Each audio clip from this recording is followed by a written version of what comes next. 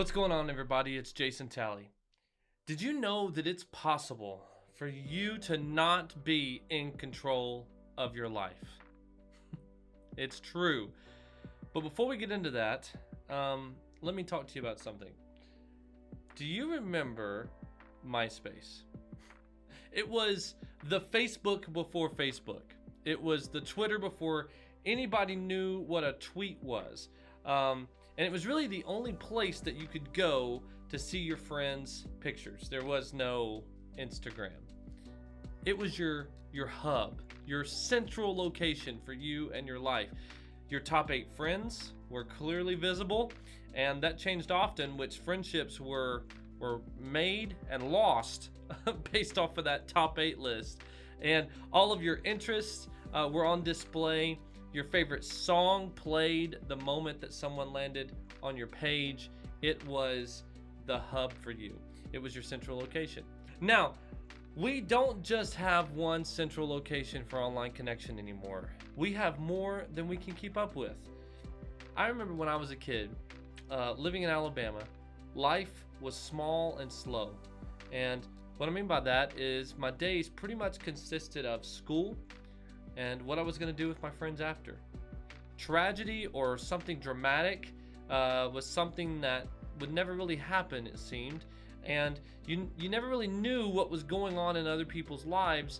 The only way that you knew what was going on in other people's lives was because you were an active participant in their life. You and I were not meant to handle the amount of stimuli that we are receiving on a regular basis. When you have your phone in your hand and you're mindlessly just scrolling, you quickly can move from something that was hilarious, that you thought was so funny, to something that was sad, to something that offends you and makes you angry in a matter of seconds. It's no wonder that we're so stressed. It's no wonder that we're so anxious. Our emotions are on high alert all the time. You never know what's going to be thrown at you. Now you might say, Jason, this doesn't affect me like that. This doesn't hit me like that. And I feel that. Like, I feel what you're saying, okay? And I'm not calling you a liar, but I do think that you are in denial about how much this actually affects you. My first phone was a Nokia. Do you guys remember the brick phones, the ones that could be ran over by a car or a bus and then make a phone call right after? The only thing that it had to do on it was to make calls, to send text messages, and to play Snake. And if you know, you know. Now, our phones today are more powerful than the computers that launched the Saturn V rocket that first carried man to the moon. That thing's in your pocket every single day. It's probably in your hand right now. And with that comes the ability to access social media platforms, all of these social platforms. Think about this.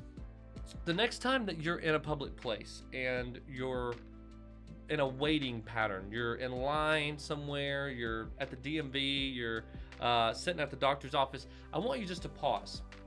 Take a look at the people around you. The majority are probably going to be on their phones. Is it weird to talk to somebody in public? Probably not, honestly, but is it abnormal? Absolutely.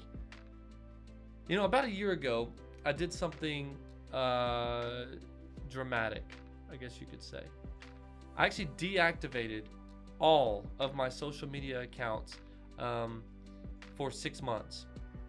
And it was a rather sudden decision, but a lot of it had to do with life change that I was going through, and I didn't want the whole world to be in my business.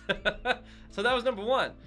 And number two, I needed a break mentally from the constant bombardment of what you get when you're on social media.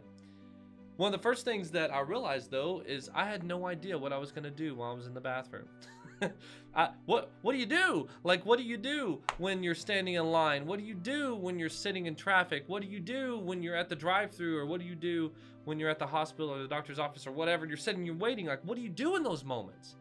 Because we've become so conditioned that this is just what we do. The moment that we're in a holding pattern, we have this in our hand, and we're in social media more than likely, some form, TikTok, YouTube, Facebook, Instagram, whatever. And so what do we do in those kinds of moments? Since then, I've obviously turned back on my social media, but I post a lot less. And when I do, I try to make it not just, here's what I'm doing today, here's what food I'm eating, whatever. Sometimes it's food, don't get me wrong, but I try to make the thing more about quality than sharing every single detail of my life. And I try my best to not scroll mindlessly. Because here's the thing, if you're not intentional about your time on social media, it will control your life. Not only will it take all of your time, but it will determine the mood that you are in and how you view those around you.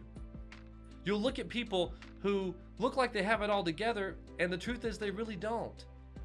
And as you scroll, seconds turn into minutes, minutes turn into hours, time that you'll never get back. Now, listen, if you're using it for the occasional entertainment, that's one thing. But I'm telling you, there's a fine line between entertainment and addiction, between overuse.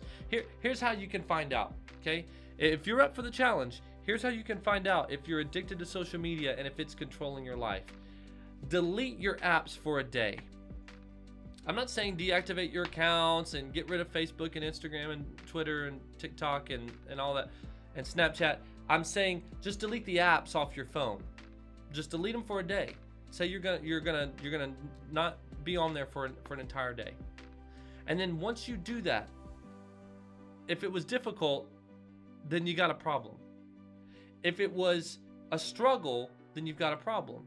If you found yourself like I did in the beginning, and I'm not talking to you. First of all, listen, I'm not talking to you to say you've got a problem, I don't. I realized I had a problem. I realized that social media was controlling my life. I realized that this stuff was just constantly bombarding me and affecting my day and my mood and my ability to be able to see people for who they really are. So I'm not pointing the finger at you. There's more fingers pointed back at me, okay? So if you delete this for a day, or maybe do it a week, delete these apps, and you find yourself in the bathroom like I did, like what am I supposed to do? I'm just sitting here. or you find yourself in the situation that you just don't know what to do with yourself, then maybe you've got a problem. I found myself reading a lot more books. It doesn't mean that I wasn't on my phone. It just means that I wasn't submersed in social media. So here's the answer. Here's the solution to the problem. Just be aware of what you're doing. Just like eating well. I'm pretty sure that you would be aware if you ate a Reese's every single day, like every day. Or if you decided that you wanted to drink nothing but Coke or Pepsi. Like, you would eventually know, like, I'm taking in the wrong things too much. Be aware of how much time you're spending on social media and what kind of content that you're taking in. There's more to life than likes and follows. Get out in nature. Build something with your hands. Paint a picture. Go with friends somewhere, to a restaurant, to a movie, go bowling. Leave your phone in the car. Be present in moments that are in people's lives. Don't just comment on them.